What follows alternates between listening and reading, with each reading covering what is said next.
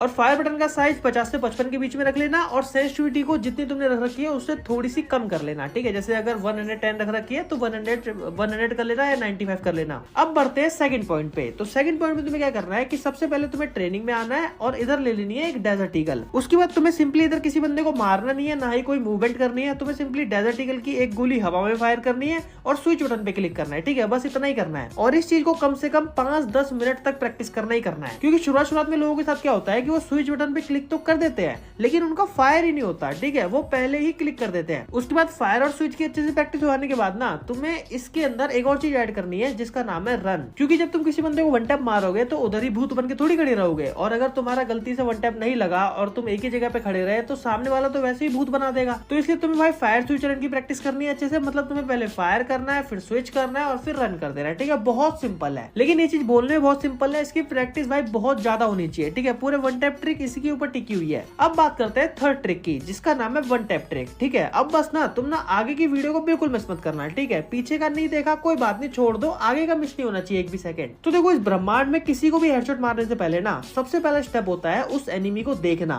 कि वो किधर से आ रहा है, किधर भाग रहा है, अपोजिट साइड भाग रहा है, जंप करके आ रहा है, पीक ले रहा है। ठीक है, उसको देखना अच्छे से। और अगर बंदा सामने से भाग के आ रहा है या फिर जंप कर रहा है तो वो तो ग्रीन फ्लैग माना जाता है फ्री फायर में हेडशॉट मारने के लिए। अब एनिमी को देख लिया, उसके बाद हम क्या करते हैं कि हम एनिमी की पोजीशन के हिसाब से अपनी एम प्लेसमेंट करते हैं। ठीक है, और 90% लोग इसी स्टेप में गलती कर देते हैं, पर कोई बात नहीं कोई बात नहीं, आज की बात नहीं करोगे। तो सबसे पहली चीज तो ये जान लो कि अगर एनिमी तुम्हारे शॉर्ट रेंज में है, ठीक है, तो एम ऊपर और व्हाइट रहेगा, और अगर दूर है तो नीचे और रेड रहेगा। ठीक है, बस इतना सही है एम प्लेसमेंट। पास है तो ऊपर और व्हाइट, दूर है तो नीचे और रेड। पास है तो ऊपर और व्हाइट, दूर है तो नीचे और रेड। पास है तो ऊपर और व्हाइट, दूर है तो नीचे और रेड।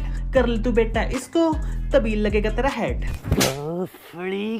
और एनिमी चाहे जंप कर रहा हो, नाच रहा हो, मर रहा हो, लेफ्ट की साइड भाग रहा हो, राइट की साइड भाग रहा हो, तिरछा भाग रहा हो, बस तुम ये देखना कि दूर है कि पास है। बस ऐसा इसलिए क्योंकि अगर हम पास में आके एनिमी के नीचे एम रख लेंगे तो भाई भूल जाओ कि तुम्हारा हेड लग सकता है, तुम्हारा बॉडी ही चिपकेगा। क्योंकि जैसे जैसे हम एनिमी के पास जाते आते हैं वैसे एम लॉक इतना बढ़ता चले आता है तुम सोच नहीं सकते। इसीलिए नीचे तो बिल्कुल भूल के मत रखना और रेड तो कतई मत रख लेना पास में। तुम सिंपली पास है तो ऊपर और व्हाइट, दूर है तो नीचे और रेड।